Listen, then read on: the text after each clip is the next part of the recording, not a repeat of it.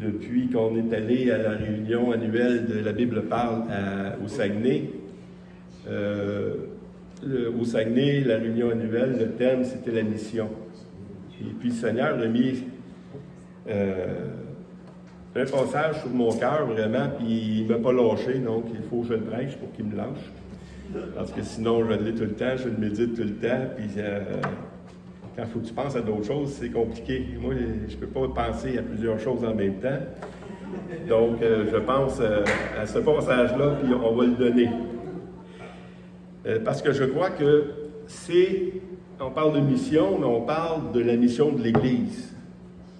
Comment on doit se comporter dans l'Église.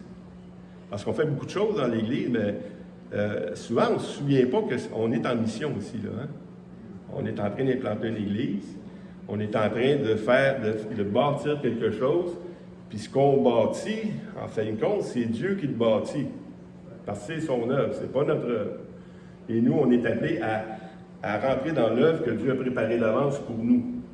Il nous a donné des dons, il nous a donné des capacités, mais il nous a donné un mandat également.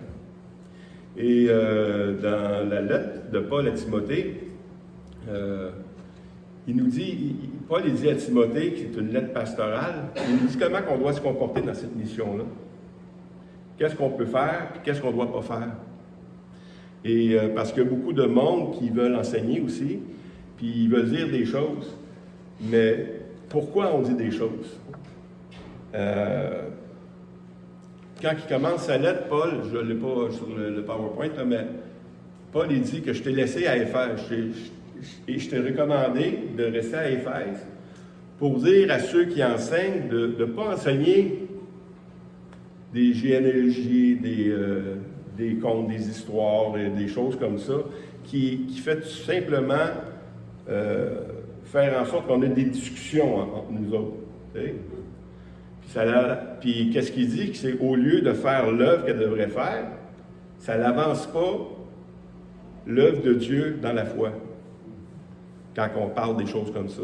Parce que le but, c'est là qu'on va commencer, Mario. Je l'avais écrit, puis je pensais que je ne l'avais pas écrit. On va le mettre dans Timothée 1, 3, 5.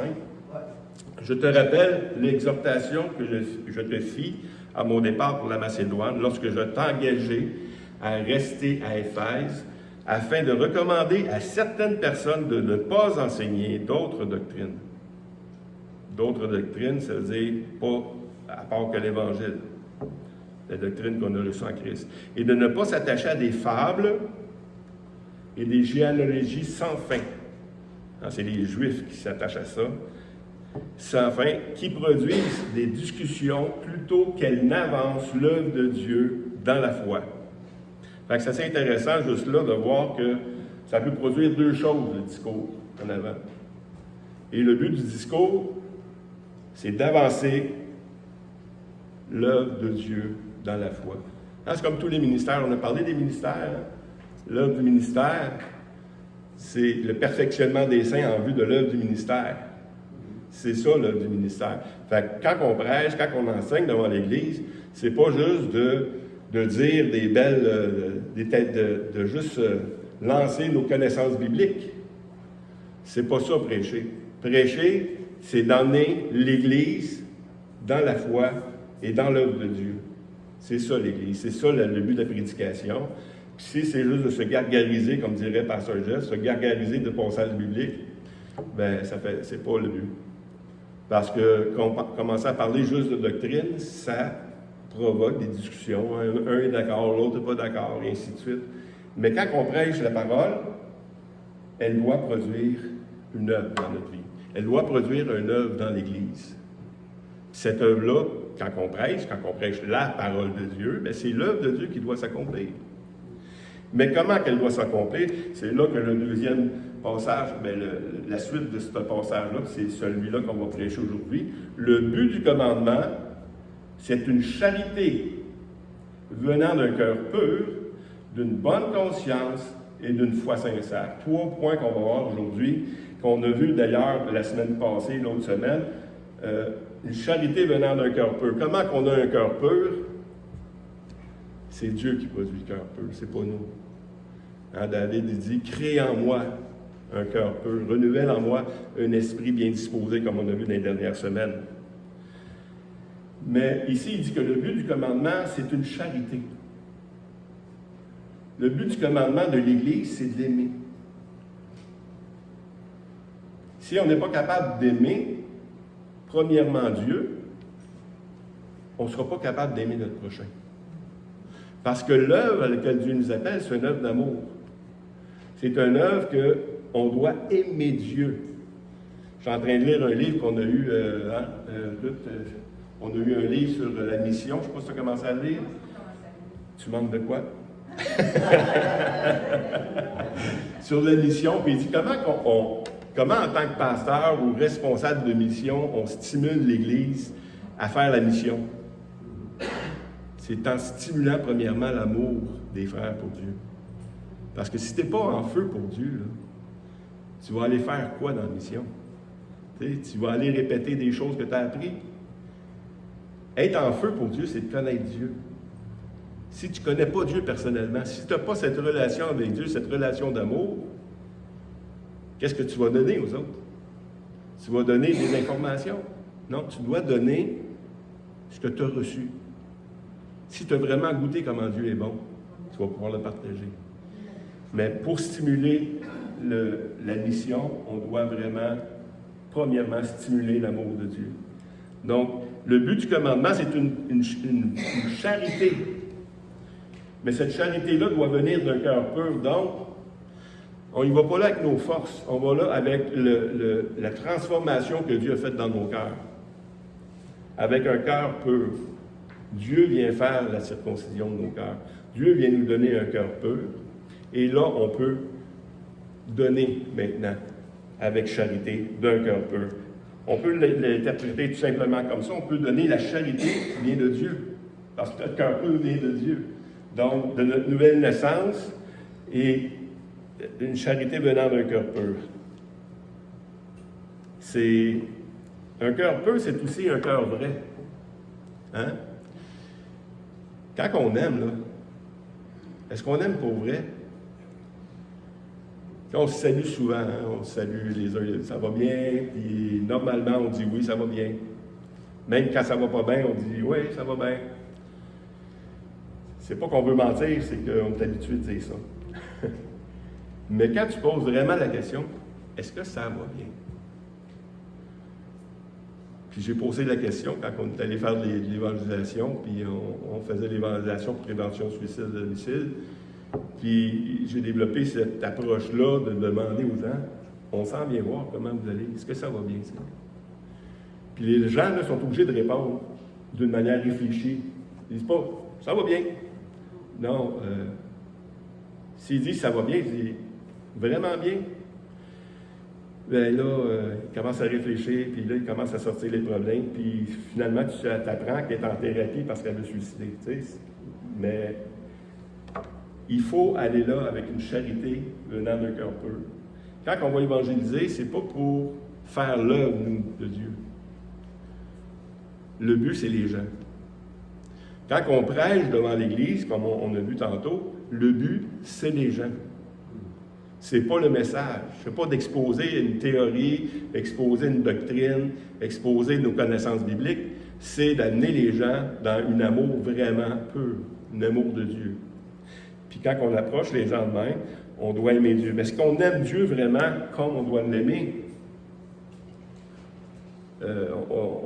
J'ai souligné un passage ici dans Deutéronome 36. Il dit « L'Éternel, ton Dieu, circoncira ton cœur et le cœur de ta postérité, et tu aimeras l'Éternel, ton Dieu, de tout ton cœur et de toute ton âme, afin que tu vives. » Donc, c'est l'œuvre de Dieu qui produit en nous cet amour-là, comme on l'a vu la semaine passée. Dans Matthieu 22, 36 à 40, il dit « Maître, quel est le plus grand commandement de la loi? » Jésus lui dit, et lui répondit, « Tu aimeras le Seigneur ton Dieu de tout ton cœur, de toute ton âme et de toute ta pensée. » C'est le plus grand, c'est le premier et le plus grand des commandements. Et voici le second qui lui est semblable, « Tu aimeras ton prochain comme toi-même. » De ces deux commandements dépendent toute la loi et les prophètes. L'amour faisait partie de l'Ancienne Alliance, elle fait partie de la Nouvelle Alliance, Mais maintenant, elle fait partie de cette nouvelle naissance-là maintenant. Un amour sincère. Un amour vraiment venant du cœur. Ce que Paul dit à Timothée aussi dans la suite, il dit dans 1 Timothée 1, 6 à 8, il dit « Quelques-uns s'étant détournés de ces choses, de cet amour-là, de cette conscience-là et de cette foi-là, quelques-uns s'étant détournés de ces choses, se sont égarés dans de vains discours, ils veulent être docteurs de la loi, ils ne comprennent ni ce qu'ils disent, ni ce qu'ils affirment. Nous n'ignorons pas que la loi est bonne, pourvu qu'on en fasse un usage légitime. » Ici, dans le contexte de Timothée, c'est qu'il y avait des judaïsants qui étaient là. On le voit par la suite des choses, on voit avec 2 Timothée aussi, il y a des gens qui voulaient emmener la loi.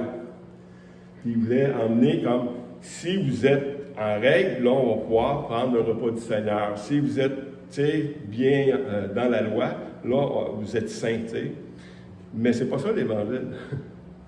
L'Évangile, c'est que Christ est mort pour des pécheurs, qui transforme de jour en jour.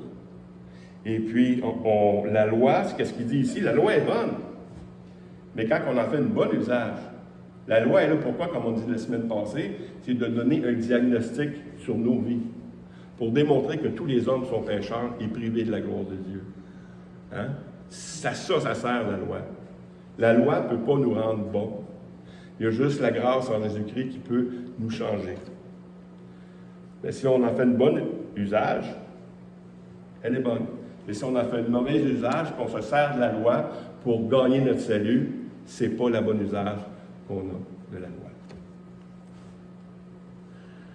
Dans Matthieu 5, 19, celui donc qui supprimera l'un de ces petits commandements et qui enseignera aux hommes à faire de même sera appelé le plus petit dans le royaume des cieux, mais celui qui les observera et qui enseignera à les observer, celui-là sera plus grand dans le royaume de Dieu. Quand on dit qu'on n'est plus sous la loi, c'est qu'on n'est plus redevable à la loi. On n'a plus la condamnation de la loi. La loi de Moïse, la loi des commandements.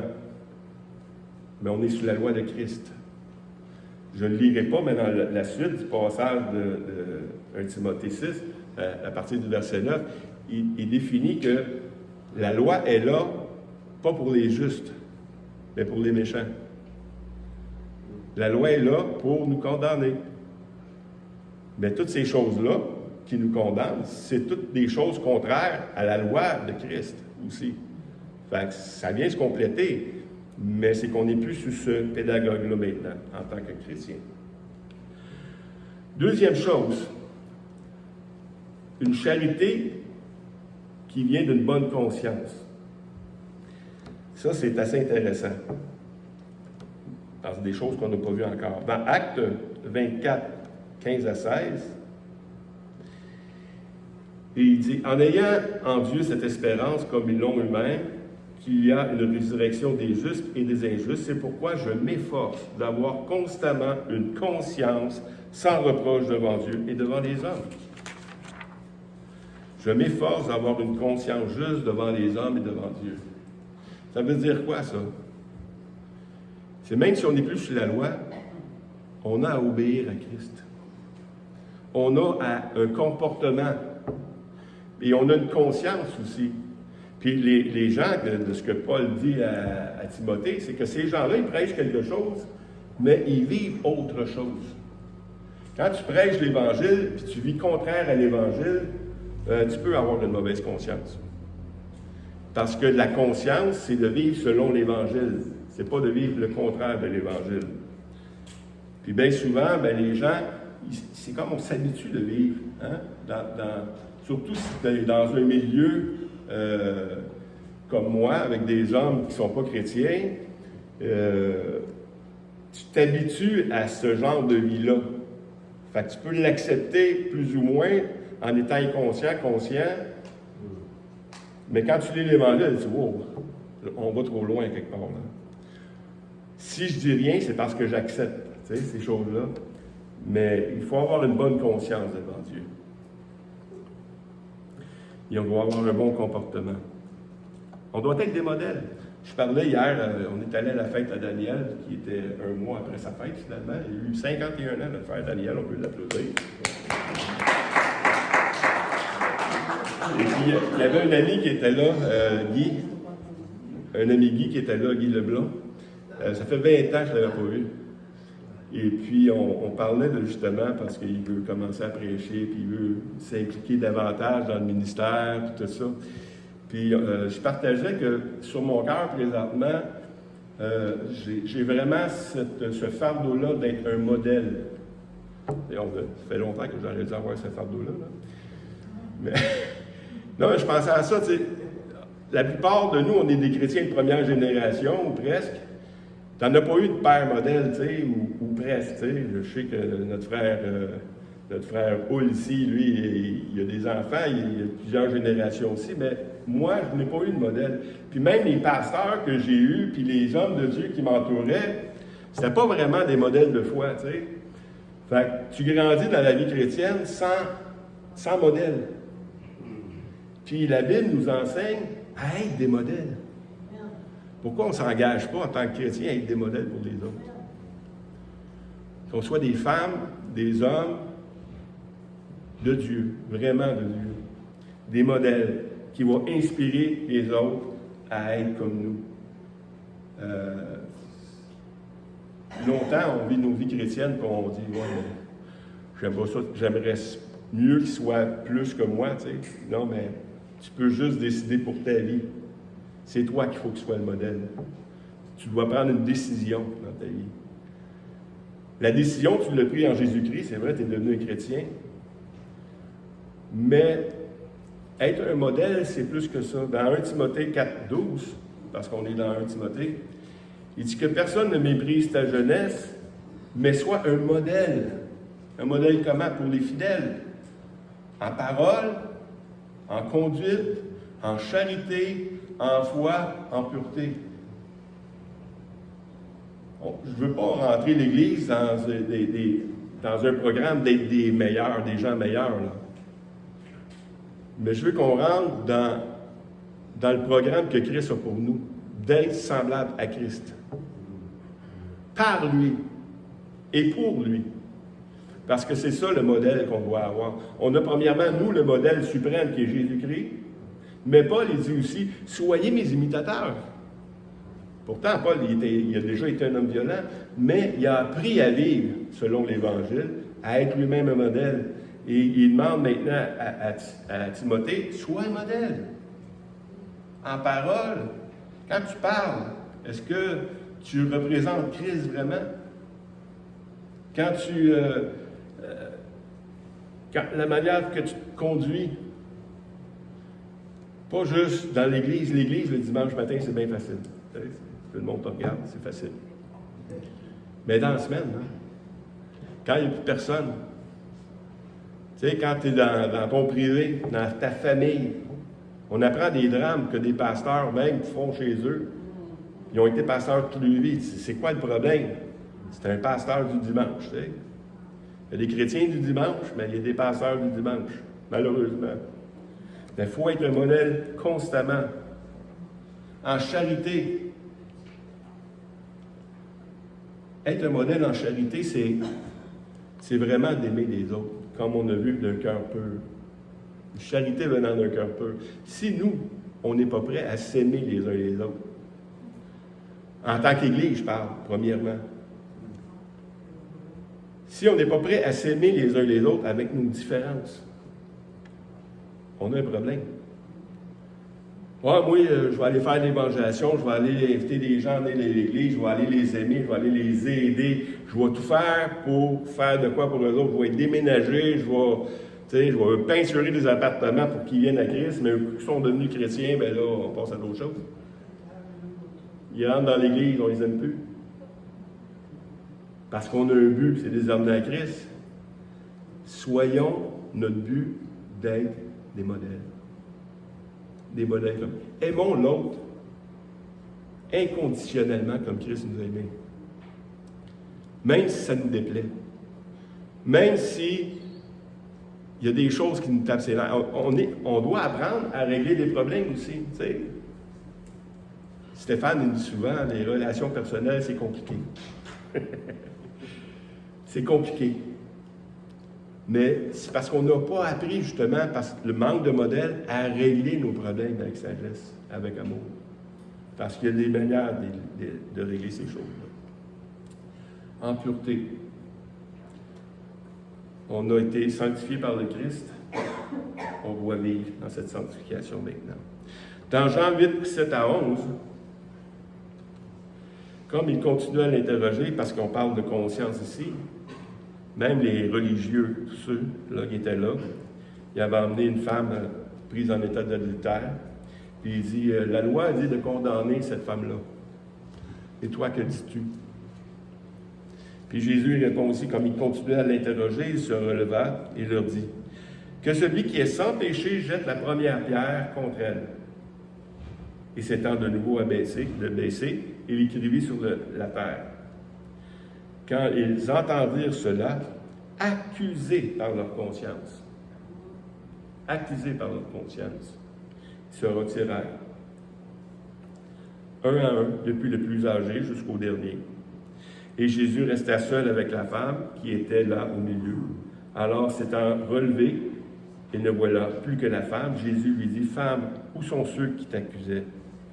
Personne ne t'a-t-il condamné? » Elle répondit, « Non, Seigneur. » Et Jésus lui dit, « Je ne te condamne pas non plus. Va et ne pêche plus. » L'amour va même au-delà du péché. C'est sûr que si on regarde nos vies, je ne reprendrai pas personne parce que moi-même, je suis un pécheur. Non. On a à s'encourager à abandonner le péché. Puis trop souvent, j'entends les gens dire « Ouais, mais on est des pécheurs. » C'est comme, on justifie nos actes. T'sais. Trouvez rien de bon là-dedans. Le péché, là, ça détruit l'Église. Ça détruit nos vies. Ça détruit le témoignage de Christ. Puis il faut arrêter de penser comme ça. Il faut penser, je dois vivre selon le modèle Christ. C'est notre identité qui est attaquée. C'est notre identité. Oui. Supposons, là, c'est le pasteur. Il y en a beaucoup qui ont des petites manies. Hein? Ils peuvent fumer, ils peuvent faire des choses de même. Si c'était le pasteur qui avait ces petites manies-là, prendre un joint de temps en temps, hein? Ça dérangerait. Hein? Si ça dérangerait, parce que c'est le pasteur. C'est qui le pasteur par rapport à vous? Il est la même chose que ça. Fait que si c'est important pour le pasteur, ça devrait être important pour vous. Il devrait avoir une attitude de pureté. Dans Acte 26-20, à ceux de Damas, d'abord, puis à Jérusalem, dans toute la Judée, chez les païens, j'ai prêché la repentance et la conversion à Dieu avec la pratique d'œuvres dignes de repentance. Ça veut dire quoi, ça? Ça veut dire que quand on est devenu à Christ, Christ il est mort pourquoi? Pour nos péchés. Hein? Il est mort pour nos péchés. Puis nous, on continuerait à vivre et à pratiquer ces choses-là. C'est insensé. Hein? C'est comme si, je ne sais pas moi, un de nous, là, il a un cancer des poumons. OK? Le cancer des poumons va mourir s'il n'y a pas une greffe. Puis Alexandre, il est assez gentil, là, il va vous donner un poumon. OK? Et puis, un coup que il est opéré, il a su faire une opération des poumons, c'est pas rien, là, c'est pas, il ne t'enlève pas un ongle, tu sais. Tu continues à vivre puis à fumer comme une cheminée. Est-ce que tu as une bonne conscience? Non, tu n'as pas une bonne conscience. Parce qu'il y a quelqu'un qui a payé pour te sauver la vie. Imaginez en Christ. C'est la même chose.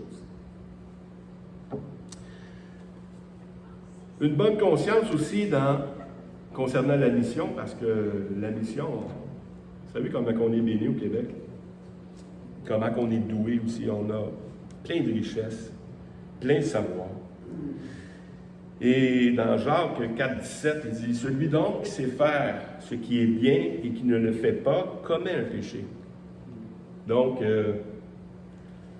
quand on parle mission, quand on parle qu'on a des dons dans l'Église, puis on sait qu'on est capable de faire des choses, on est capable d'aider, puis on ne le fait pas, la parole de Dieu nous dit qu'on fait un péché. Il y a des... Tu sais, je ne veux pas que ce message-là tourne à mettre une pression, tu sais, pour faire des choses. Mais je réfléchis beaucoup depuis quelques mois à notre implication au niveau de la mission. On a le Québec, hein, on a de l'évangélisation à faire, on n'a pas tous le temps, les capacités de faire de l'évangélisation. Mais il y a d'autres missions, il y a la mission en Haïti, il y a la mission en Afrique, tout ça. Puis que Dieu bénit des choses.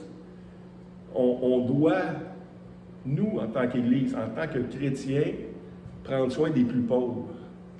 Pas juste les plus pauvres au Québec, pas juste les plus pauvres à Victo.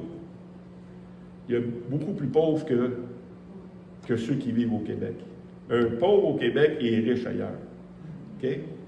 Et puis, la misère que les gens vivent à l'extérieur, elle est terrible. Et donc, on doit se stimuler. Si on aime vraiment Christ, on va suivre son modèle, puis on va aimer les autres.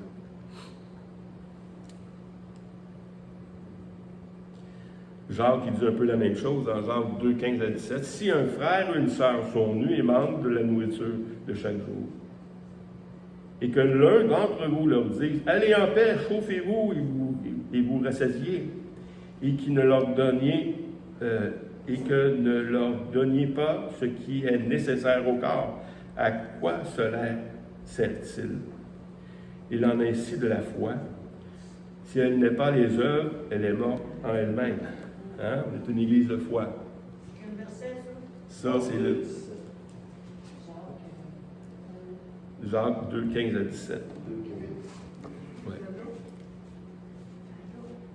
Oui. Non, ça, c'est l'autre. Acte 16, 20. Continue. Ça, là, on l'a lu aussi. Oui. OK. OK, on va le sauter. On est rendu plus loin. Jacques 4, 17. Et on était rendu à Jacques 2, 15 à 17.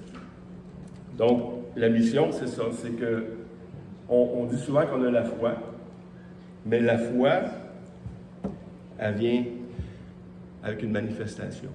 On a le ministère, là, on en a parlé le matin. C'est pourquoi qu'on fait ça. C'est-tu pour paraître? T'sais? On a donné des foulards. On n'a pas mentionné qu'on est l'Église, la Bible parle de Victoriaville, venez nous voir si vous avez reçu ce foulard. Non, c'est ça. On n'est pas là pour vanter une organisation. Mais on est là pour démontrer l'amour de Christ. Faire du bien. Fait que si on voit quelqu'un qui a faim, qui a soif, on a le mandat de l'aider. C'est là qu'on démontre qu'on a de la foi. Dans 1 Timothée, texte suivant, 1 Timothée 1, 18 à 19, le commandement que je t'adresse, Timothée, mon enfant, selon la prophétie faite précédemment à ton sujet, c'est que d'après elle, tu combattes le bon combat en gardant la foi et une bonne conscience. Cette conscience, quelques-uns l'ont perdue et ils ont fait naufrage par rapport à la foi.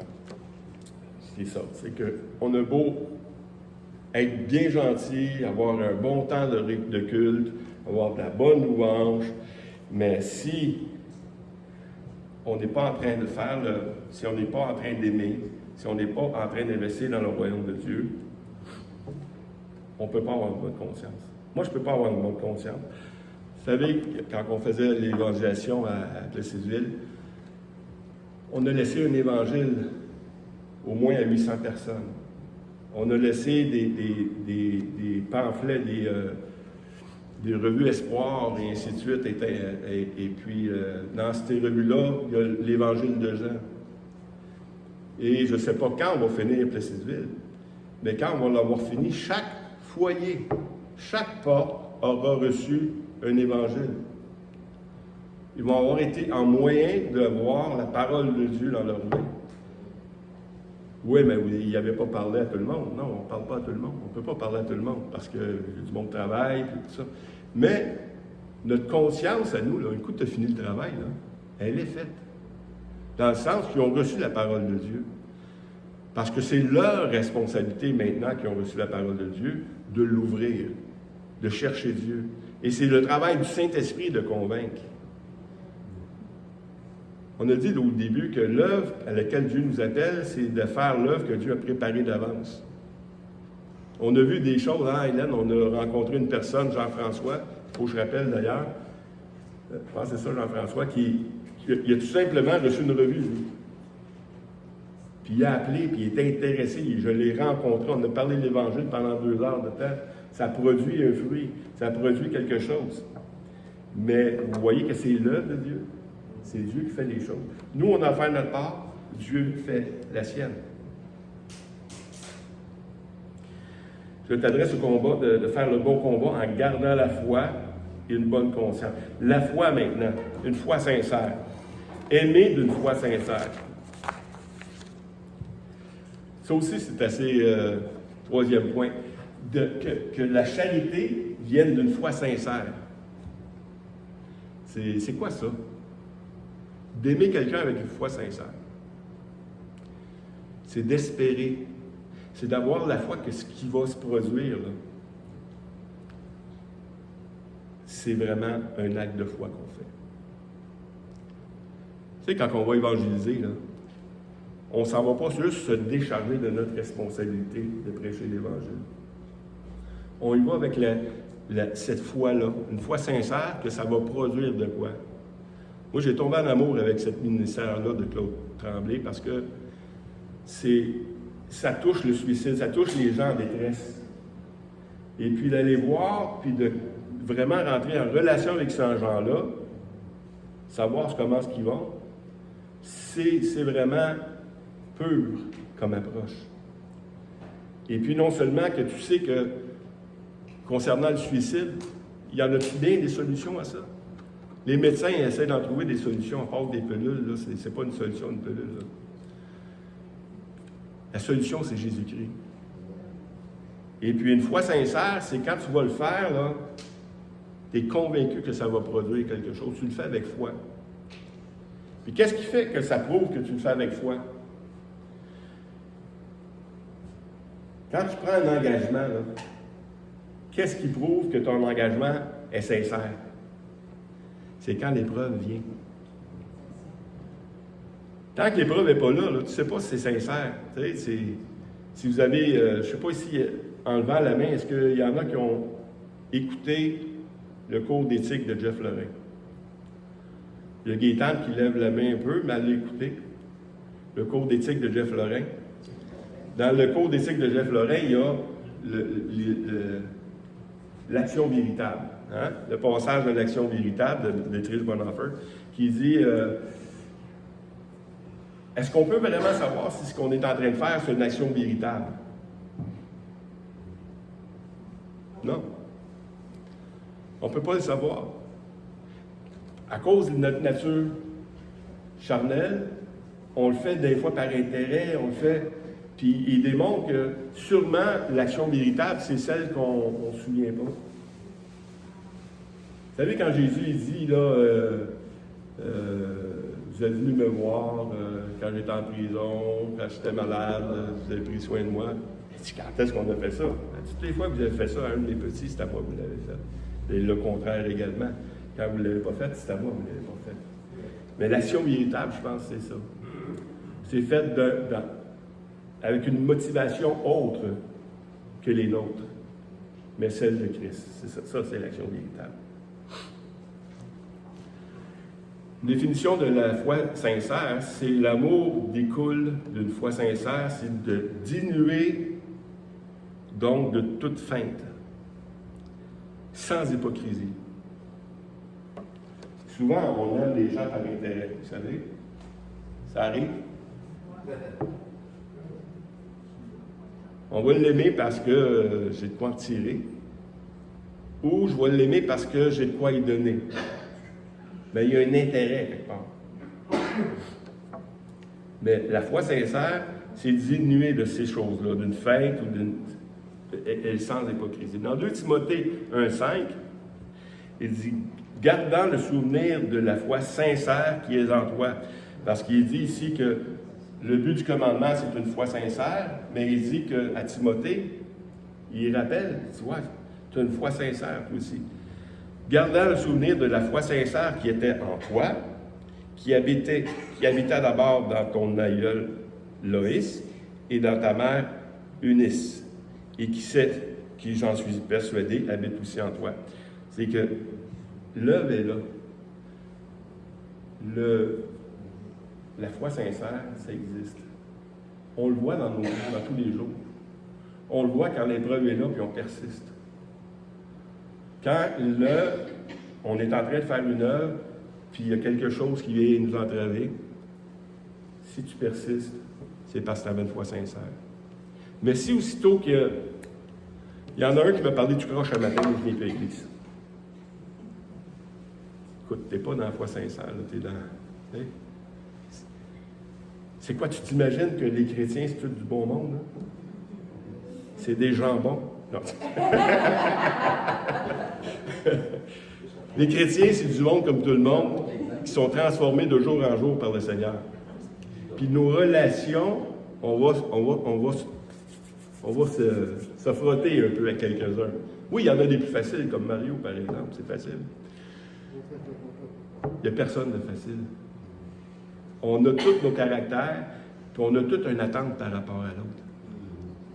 Puis on est déçus les uns des autres. Mais marcher dans l'œuvre que Dieu a préparée d'avance pour nous, c'est pas l'église de Sylvain. Souvent, on entend ça, l'église de Sylvain. Pas l'église de Sylvain, on n'est pas d'église, moi. C'est l'église de Jésus-Christ. C'est son église. Moi, je ne suis qu'un membre de cette église. Et c'est notre ministère. C'est pas le ministère de Sylvain, c'est pas le ministère de Daniel, de Stéphane, de peu importe qui. C'est notre ministère. Si vous êtes ici, c'est parce que Dieu vous a placé ici. Vous savez qu'il n'y a pas d'adon avec Dieu. Il n'y a pas Vous n'êtes pas là parce que c'est glissé une erreur, oups, c'était ramassé ici, puis non. Il y a une raison pourquoi vous êtes ici. Puis vous avez une responsabilité, parce que Dieu fait les choses. C'est lui qui doit les faire.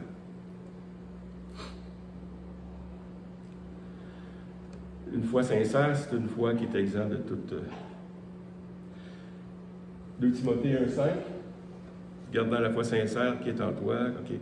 1 Timothée 3,9, 3,8 à 9. Parce que dans Timothée aussi, le pastoral, il est en train d'établir des diacres, puis il parle du caractère des diacres, qu'est-ce qu'ils doivent être aussi. Les diacres aussi doivent être honnêtes, éloignés de la duplicité. Hein? C'est quoi une foi sincère?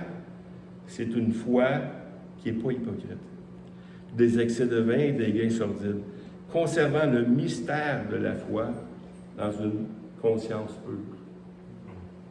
Le mystère de la foi. J'aime cette expression-là. Des fois, tu te dis, c'est quoi le mystère de la foi? Tu sais, c'est quoi le mystère de la foi? Je vous pose la question. Qu'est-ce que le mystère de la foi?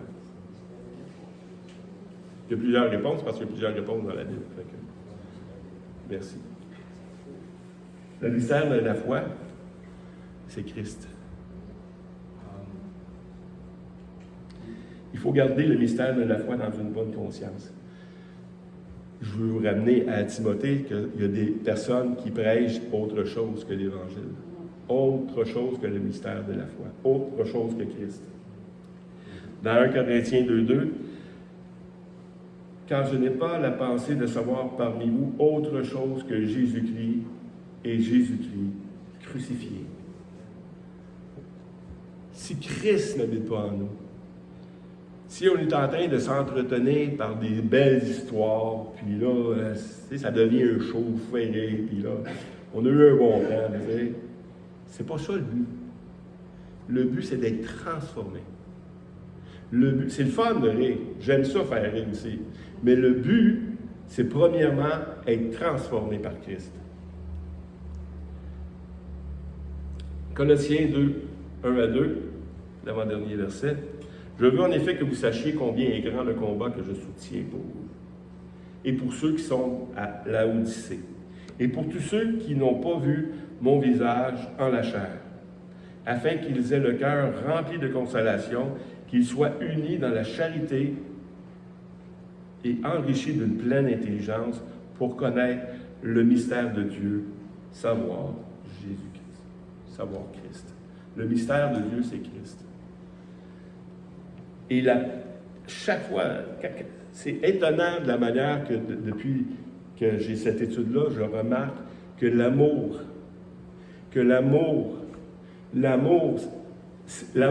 des frères, l'amour pour Dieu, l'amour pour les frères et l'amour pour le monde, c'est le but. C'est le but pour Dieu. Mais il faut connaître Christ pour ça. Et le dernier passage, c'est 1 Timothée 3, 15 à 16, et qui termine ainsi, il dit, mais afin que tu saches, si je tarde, comment il faut se conduire dans la maison de Dieu, qui est l'Église de Dieu vivant. La colonne et l'appui de la vérité. La colonne et l'appui de la vérité. Et sans contredit, le mystère de la piété est grand, celui qui a été manifesté en chair, justifié par l'Esprit, vu des anges, prêché aux gentils, cru dans le monde, élevé dans la gloire. Le mystère, c'est Christ. J'avais un pasteur, et je l'aime vraiment beaucoup, puis c'est un homme qui, quand tu discutes avec, est capable de changer ces choses, tu sais. Et je n'aimerais pas son nom, mais depuis quelques mois, tous ces messages ne parlent plus de Jésus-Christ. Les passages de l'Ancien Testament, beaucoup d'histoires, beaucoup de choses sur la victoire, tout ça, mais peu de Jésus-Christ.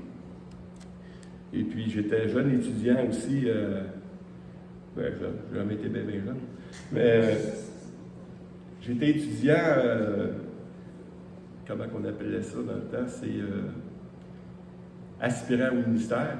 Et puis, un des cours qu'on avait, c'était comment prêcher, tu sais. Et puis, pour savoir comment bien prêcher, il nous avait donné un livre à lire qui est « Comment prêcher dans la puissance du Saint-Esprit ». Tu sais, quand tu es baptiste, là, tu vois un livre de même, tu dis « Prêcher dans la puissance du Saint-Esprit, c'est quoi ça? » Mais l'auteur nous démontre clairement que prêcher dans la puissance du Saint-Esprit, c'est tout simplement prêcher Jésus-Christ. Parce que le Saint-Esprit, c'est quoi qu'il vient faire? C'est quoi le ministère de l'Esprit? C'est qu'il vient nous rappeler tout ce que Christ a dit. De prêcher Jésus-Christ, c'est de prêcher sous la puissance du Saint-Esprit. Parce que le ministère de l'Esprit, c'est de prêcher Christ. Et puis, je suis allé le voir un peu avec la sagesse de Dieu. Dieu me donne des fois une sagesse baveuse, là, mais quand même une sagesse arrogante. Sans me laisser, tu sais, parce que c'est ça que je veux. Je veux placer les choses sans faire une correction, tu sais, sans punir. Je veux corriger, mais sans punir. Et puis, je dis écoute, j'ai un problème, tu sais. Ben, tu sais quoi ton problème? Ben, regarde, j'ai lu ce livre-là, là, puis, ben, donne-moi-le, je vais le lire, le livre, tu sais. Fait qu'il lit le livre, il revient la semaine d'après, il dit Sylvain, c'est un des meilleurs livres que j'ai lu, c'est quoi ton problème avec ce livre-là? Il dit c'est pas avec ce livre-là que j'ai un problème. C'est ta prédication ne parle plus de Jésus-Christ. Ben non, t'exagères, tu sais, c'est... Non. C'est tout enregistré, les messages. Il va écouter tes messages. Il va écouter les messages. La semaine d'après, il dit, t'as raison. On doit se tenir de ça. Puis il a changé sa manière de prêcher après ça. Il a mis Jésus-Christ dans ses affaires. Et parce que c'est ça qui change nos vies. On a beau se compter bien des histoires de l'Ancien Testament, mais si on n'attache pas Christ à ça, tout ça, l'Ancien Testament, c'est une figure de Christ. Fait que si tu prêches l'Ancien Testament sans rattacher ça à Christ, tu n'as rien prêché. Fait que prêchons Jésus-Christ, parce que c'est pour lui qu'on vit. On est pour lui, et tout ce qu'on est lui appartient. Amen. Amen. Amen. Prions ensemble. Seigneur Dieu, merci pour ta parole. Que nous devons nous aimer, Seigneur Dieu, avec un cœur pur, un cœur qui vient de toi, Seigneur Dieu, selon la nouvelle création que tu as faite de nous, Seigneur Dieu. Tu as fait de nous de nouvelles créatures et nous devons vivre selon ton esprit. Aide-nous, Seigneur Dieu. Viens à notre secours afin que nous puissions avoir cette intelligence-là de vivre selon cette sagesse. Et qu'on puisse avoir une conscience pure également, Seigneur Dieu. Délivre-nous du mal, Seigneur, afin que nos consciences puissent être pures devant toi. Qu'on puisse s'approcher de toi, Seigneur Dieu, sans mauvaise conscience. Sans mauvaise conscience à cause de nos péchés, mais aussi sans mauvaise conscience par rapport à ce qu'on fait pour toi, Seigneur. On a des dons, on a des capacités, on est tellement riches au Québec, mais on a appris à vivre d'une manière égoïste, Seigneur. Aide-nous à ne plus vivre de cette manière et nous faire grandir en toi là-dedans, Seigneur. Et faire augmenter notre foi également, qu'on puisse te connaître là-dedans, qu'on puisse vivre des choses avec toi, qu'on puisse te demander des choses, et dans la réponse que tu vas nous donner, Seigneur Dieu, qu'on puisse te connaître vraiment. Parce que la vie éternelle, c'est de te connaître. Fais augmenter notre foi en toi, Seigneur Dieu, qu'on ait une foi sincère, dans le nom de Christ. Amen. Amen, amen. Est-ce qu'il y a des questions? Tout est correct, non? On va y aller tout de suite avec le conseil. On va prendre quelques minutes. J'ai mis une feuille ici avec tous ceux qui ont mis le nom sur des responsabilités qu'ils voulaient accomplir. J'ai mis la liste là. Mais il y a 2 postes qu'on a parlé en conseil, on a vraiment prié là-dessus, puis il y a 2 noms qui ressortaient tout le temps. Des fois, tu sais, t'es tout seul, puis tu réfléchis à quelqu'un, puis tu dis, waouh, tu pries le Seigneur, puis il te donne une réponse. Ça doit être ça, tu sais. Mais quand t'es 3, puis le même nom ressort, là, puis on est tous convaincus que c'est eux, bien c'est eux aujourd'hui qu'on veut vous présenter, puis on veut vous faire voter parce qu'on veut ajouter au conseil. On a nommé Hélène qu'on veut avoir dans le conseil avec nous parce qu'on voit que c'est une femme de sagesse, une femme impliquée dans le Seigneur aussi, ou impliquée aussi au niveau de l'évangélisation, donc elle va devenir la responsable de l'évangélisation si vous dites oui. Et il y a notre frère Alexandre également qui a d'autres attitudes. Présentement, il va s'occuper de l'entretien. Il va être responsable de l'entretien. Ça veut dire qu'il va faire une liste de tous ceux qui s'ils veulent aider, c'est quoi les tâches à faire dans l'Église, puis ça va inclure sa responsabilité. Mais il y a d'autres qualités qu'on va utiliser. On va abuser de lui, c'est sûr. Mais on veut augmenter le conseil. Cette année, on vous propose 2 personnes. L'année prochaine, on va vous en proposer 2 autres parce qu'on aimerait être 7 dans le conseil. On va avoir un bon conseil, un conseil solide, et puis qu'on veut aller de l'avant également. Mais cette année, c'est vraiment Hélène et Alexandre. Je vous propose les 2 noms. Je demande à main levée qui est pour, qui est contre et qui s'abstient. Donc, bienvenue dans le conseil. Préparez-vous à être abusés. Abusés comme moi et Ruth et Denis en passant. Hein? On est déjà 3 qui se donnent depuis des années. Mais cette année, on veut vraiment Hélène et Alexandre, si vous pouvez vous approcher. Je demanderai à Ruth, Denis n'est pas là ce matin, mais je ne demanderai pas à ma femme parce qu'elle est malade.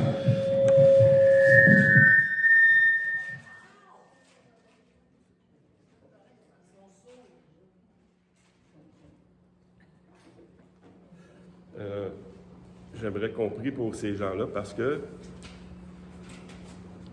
être diacre, là, comme je ne l'ai pas lu, on est dans 1 Timothée, là, il établit des gens dans le ministère, des pasteurs, mais les mêmes qualificatifs pour les pasteurs, c'est les diacres. Et puis, tout ce qu'on a parlé ce matin, ça les concerne, premièrement, puis ça concerne aussi l'Assemblée. Et puis, ce que je vous demande, vous avez dit oui, je vous demande un engagement de prier pour votre conseil. Parce qu'on a besoin de sagesse. on a besoin de discernement. Pour la plupart des membres, c'est facile d'être dans le conseil, là, ils pensent que c'est facile.